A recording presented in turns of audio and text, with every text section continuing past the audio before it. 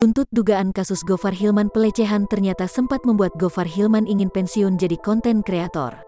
Pengakuan Gofar Hilman tersebut terkuak dari video klarifikasi yang diunggahnya, Kamis, tanggal 24 Juni tahun 2021, lalu.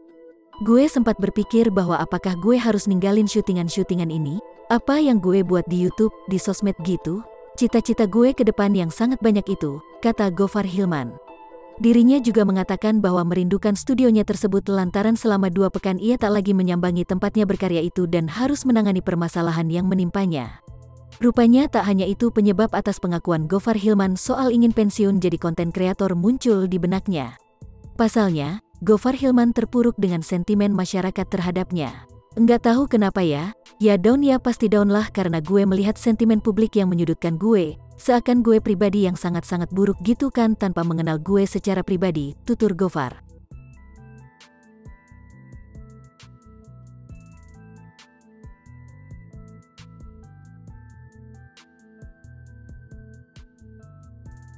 Jadinya gue mikir apa karena penampilan gue? Apakah karena cara bertutur kata gue? Apakah karena cara gue berinteraksi sama orang? Jadinya kayak, wah ini cocok banget nih. Dia pasti ngelakuin hal ini. Gofar pasti ngelakuin hal ini nih, ujarnya. Pandangan orang lain tersebut terkait dirinya itu pun membuat Gofar merasa tak adil. Karena gue sangat fit the profile, stigma pelecehan seksual tersebut kayak cocok banget sama gue gitu dan itu enggak fair buat gue, tegas Gofar Hilman. Kendati demikian, mantan penyiar radio Hard Rock FM itu tak menampik dirinya sering membicarakan konten dewasa di berbagai platform.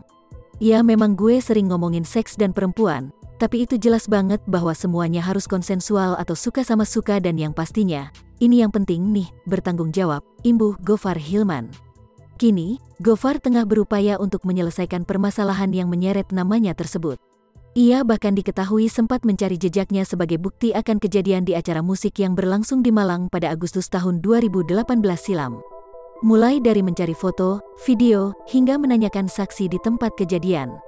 Lantaran tak mendapatkan bukti tuduhan pelecehan tersebut, laki-laki berkacamata itu saat ini masih menunggu kesediaan dugaan korban pelecehan Gofar Hilman itu.